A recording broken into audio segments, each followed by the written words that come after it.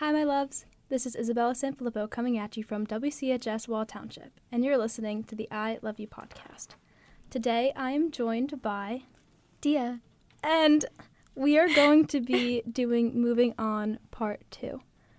So, our last episode, we focused a lot on the most common type of moving on, which is moving on from a relationship. Just like as an overview, we talked about how moving on is not immediately jumping to the next person.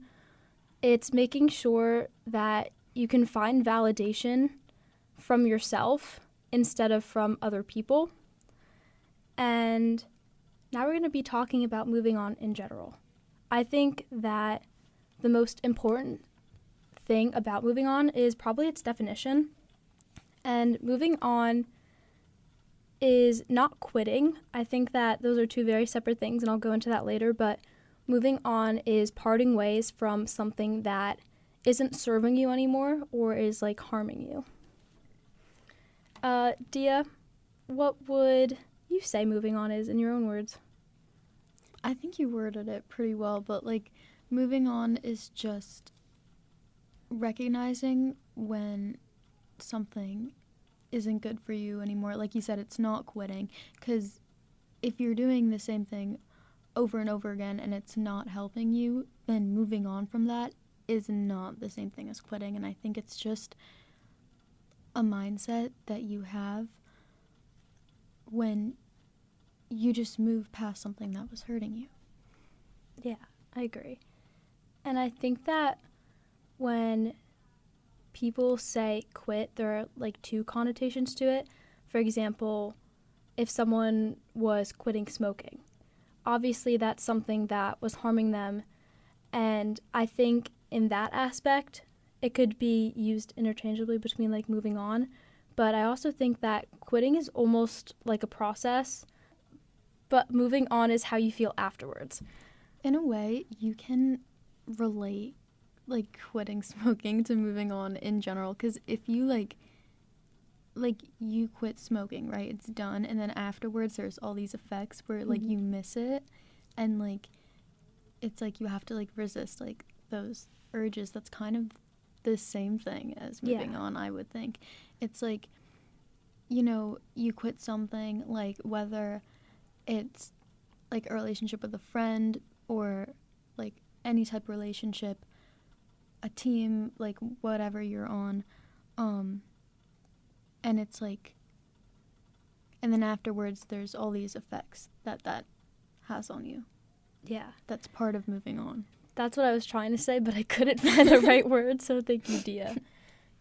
Quitting, I guess, is, from our definition, the initial, okay, I'm stopping this, but then moving on is how to deal with those emotions of withdrawal and stuff like that afterwards.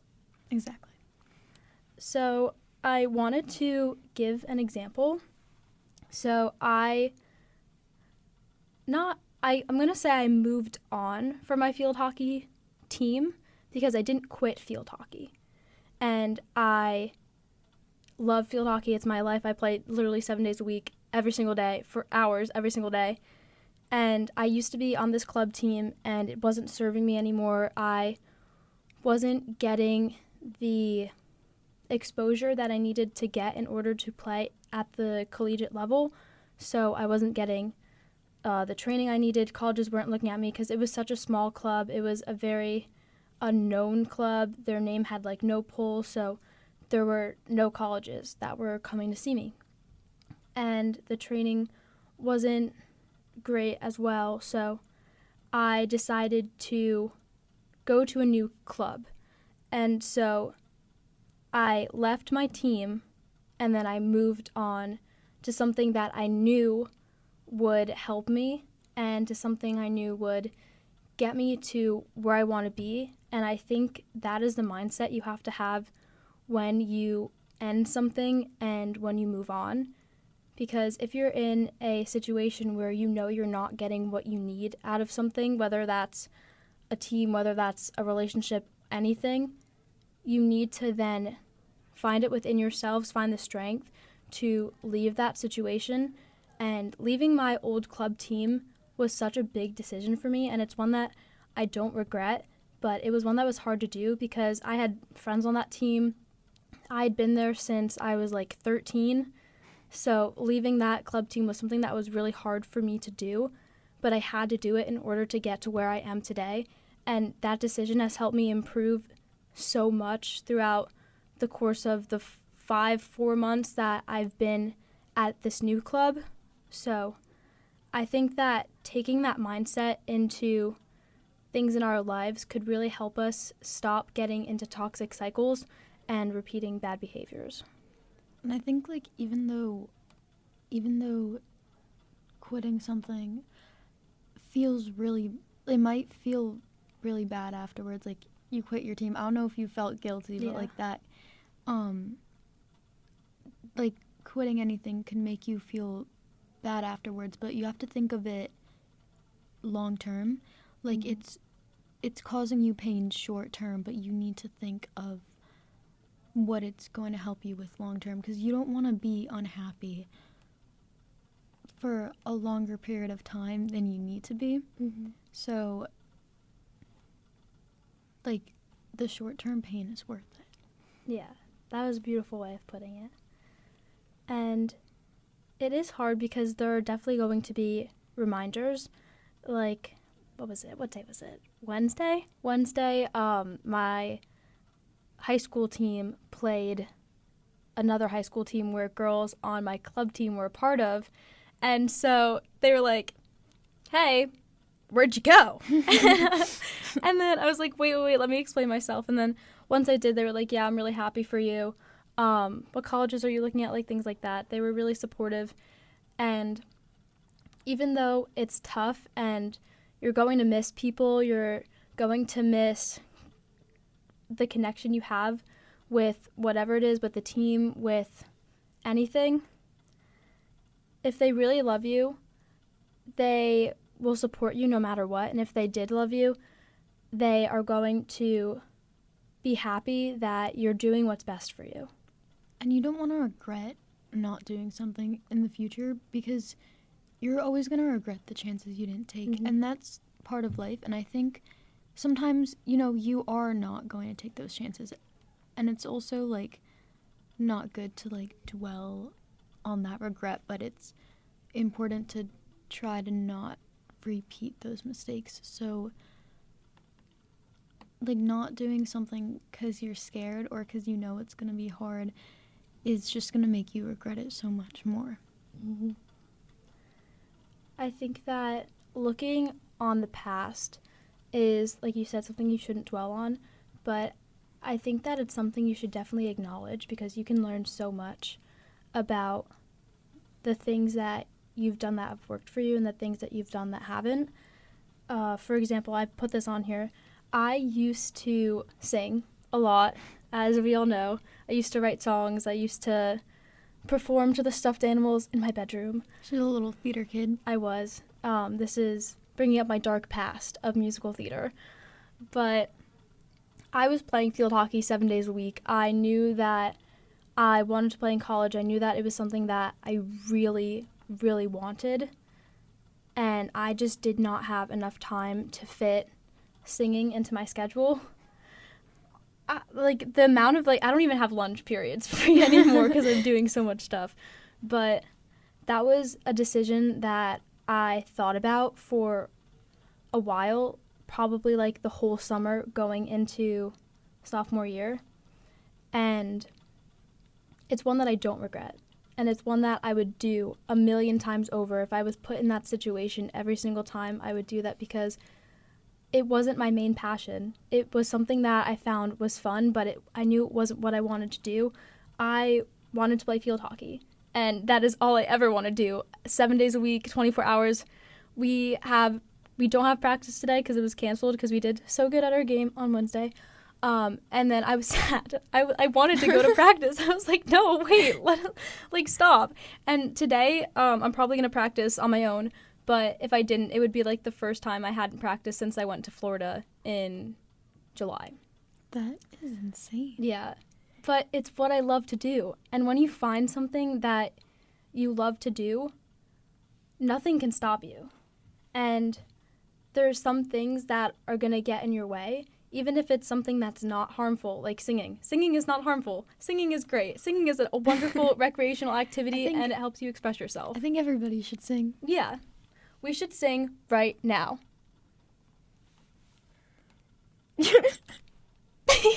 Pause while we think of what to say. Rudolph The red-nosed reindeer had a very shiny nose. and if you ever saw it, you can say Becky's it laughing at glows. us. Like a light bulb. All of the other reindeer used to laugh and call him names like Pinocchio, and they never let poor Rudolph join in any reindeer games like Monopoly. Then one time, Okay, are we Christmas singing this whole Eve, song? Santa came to say, Rudolph, with your nose so bright, won't you guide my sleigh tonight? Sure, then And all the reindeer loved loved him, him as they shouted out with glee, yippee! Rudolph the red-nosed reindeer, you'll go down in history. George Washington, like George Washington. I love George Washington. For my stats project, I am actually going to be George Washington for the day. So maybe you'll get a photo of me as George Washington. You'll go down in history like Izzy. Class president by day, first president by night. That was a good one, Izzy. Thank you. That was funny. I was thinking about that last night. Like, I was in my bed. I was Really? like, that's my new slogan. Hello. She's also Batman. I am Like, Batman. if anybody is Batman, it is Izzy. It's me. Wait, do it. Wait, do it. Wait, do what? The voice. I am Batman. I saw something where it was like where Edward was flirting with Bella the same way Batman intimidates the criminal. Wait, I like your hair. Like, what do you... Bella. He used the same acting style. But I was actually, so last night I didn't have any homework and it was so nice. I had SAT prep, I didn't have homework. So I got to watch Twilight in my bed. It was so nice. But Bella's dad said something to her that I actually wanted to bring up. So this is a perfect segue. But he said, sometimes you have to learn to love what's good for you. And I think that's a big part of moving on. Even though you might love something that's bad for you, you know it's bad for you. I feel like it's okay to... Okay, this, like, is gonna sound really, like, wrong when I say it, but it's okay to love something that's bad for you. Like, that's just your feelings. Yeah. But, you know, like, staying with whatever, you know, like, whatever team, whatever is not serving you anymore, like, that, the action is bad. But, like, you know... The love isn't. Yeah, like, if you don't gotta, like, beat yourself up about it if you still, like, feel sad about certain things. Even if you love something that you know you need to move on from, that's okay. Because it's okay to feel however you're feeling. Feelings aren't something that are good or bad or something you can control. Yeah, or something that someone else can disagree with Yeah. or agree with.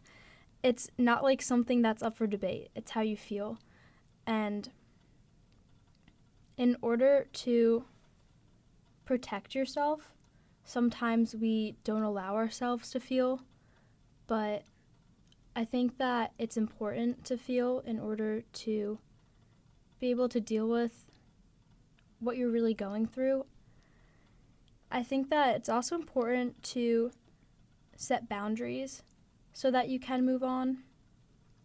Like, if you're just getting out of a relationship or something like that, and we made a whole episode on how you can't be friends with your ex, but if your ex wants to be friends and you know that's not going to be what's best for you in order for yourself to heal, you can set that boundary and say, no, I don't want to be friends. And I don't think that's something that counts as stealing yourself off or having a hard exterior or not feeling. I think that's something that proves how strong you are and proves how in tune you are to yourself to know that's what's going to be best for you in order to move on. And yeah, that definitely doesn't show that you don't have feelings. If anything, that's like you're doing it because of your feelings. And I feel like everyone's situation is different, but if you recognize that something is hurting you, then like you said, like boundaries, like you need boundaries, especially, and communicating that to the other person is really important because they're not always going, like, people can't read your mind, like they're gonna not Edward can.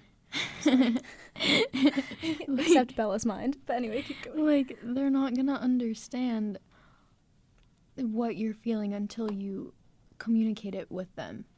But like your feelings are always valid. Someone can't disagree with your feelings. Mm-hmm. Like if you want to set a boundary because of how you're feeling, then that is always valid.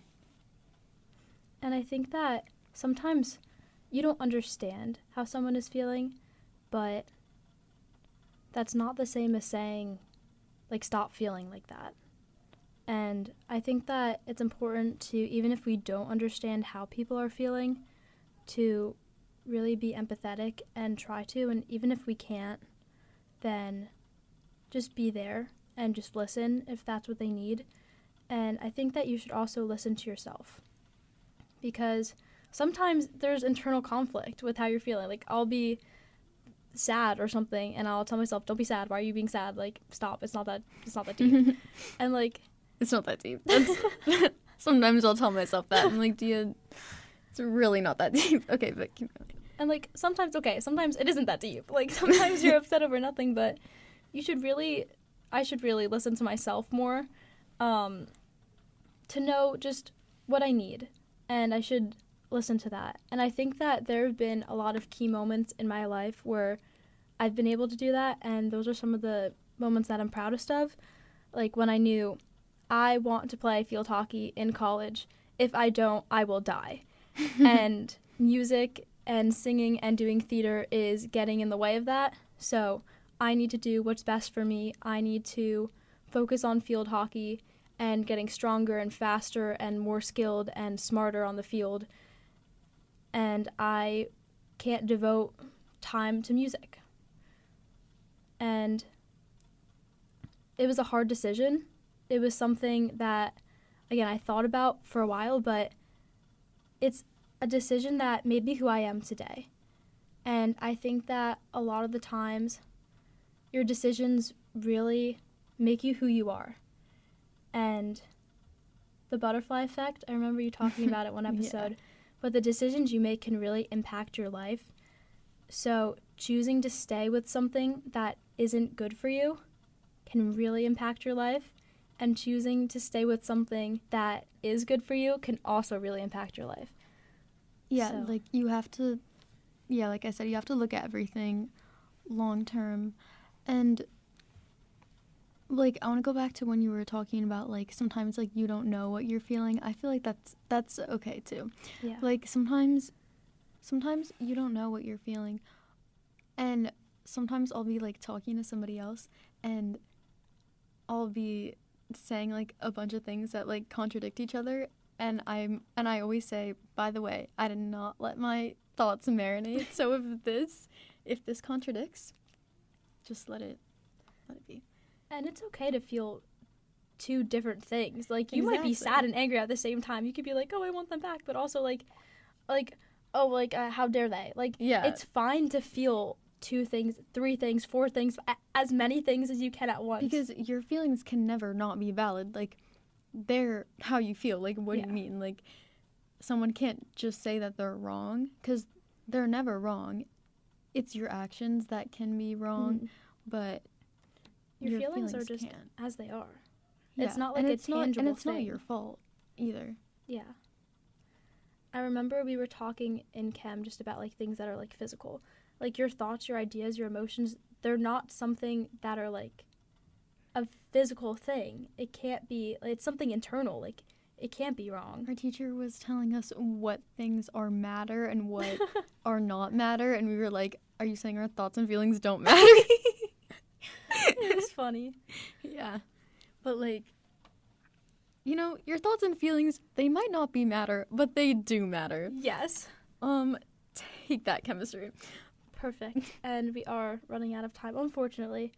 But thank you for listening to this episode. We hope that it helped you feel a little bit better.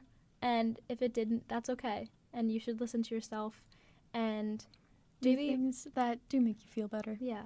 Reassess what's good for you and what's not. And think about it long term, as Dia was saying, because I think that's something that's really important. We hope this podcast is good for you. Yes, we do. We try.